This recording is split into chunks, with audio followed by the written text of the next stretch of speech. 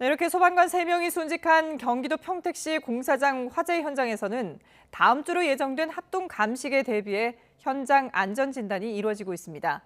오전에는 순직한 소방관 3명의 합동 연결식도 거행이 됐는데요. 자세한 내용 현장에 나가는 취재기자 연결해서 알아보겠습니다.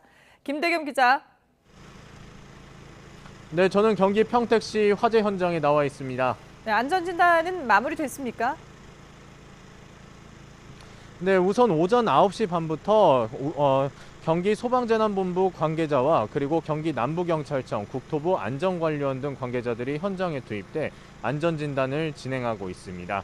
아직 안쪽에 들어갔던 관계자들이 나오진 않았는데요. 현장에서 전해지는 바에 따르면 곧 마무리될 것으로 보입니다. 오늘 진행되는 안전진단은 합동감식 진행 시에 내부 구조물 붕괴 우려 등 안전상 문제는 없는지, 그리고 감식은 어떻게 진행할지 등을 들여다보는 절차입니다. 이후 다음 주 월요일에는 국과수 등 관계기관이 참여하는 합동감식을 통해 정확한 화재 원인과 안전상 어떤 미비점이 있었는지 등을 밝혀낼 방침입니다.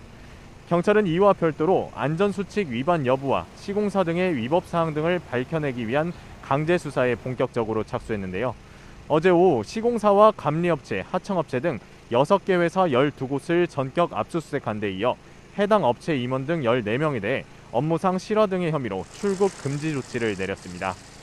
이 공사 현장에서는 1년 전에도 주차장 상판이 무너져 내리는 사고가 발생해 5명의 사상자가 발생했었고, 시공을 맡은 업체의 경우 다른 공사 현장에서도 사망 사고가 발생해 지난해 고용노동부가 발표한 중대재해 발생 사업장에 포함되기도 했습니다.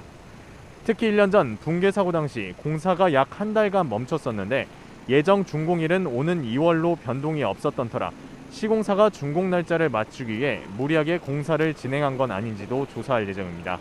경찰은 주말인 오늘도 공사 관계자 등에 대한 소환 조사를 이어가고 있고, 어제 압수수색을 통해 확보한 물품 등에 대해서도 분석을 진행하고 있습니다.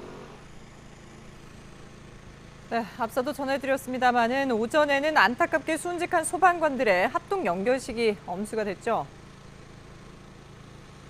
네, 그렇습니다. 합동 연결식은 오전 10시 경기 평택시에 있는 2충 문화체육센터에서 경기 도청장으로 거행됐는데요. 숨진 소방관들의 유족과 동료들은 눈물 속에 고인을 떠나보냈습니다. 일부 유족들은 떠나는 운구차를 붙잡고 끝내 오열하기도 했습니다. 오늘 연결식에는 문재인 대통령과 안철수 국민의당 대선 후보도 참석했는데요. 숨진 소방관들의 넋을 기리고 유족들을 위로했습니다. 순직한 평택 송탄소방서 소속 이영석 소방위와 박수동 소방교, 조천 소방사에게는 한계급 특징과 옥조 근정훈장이 주서됐고, 고인들의 유해는 대전 국립현충원에 안장될 예정입니다. 지금까지 평택 화재 현장에서 YTN 김대겸입니다.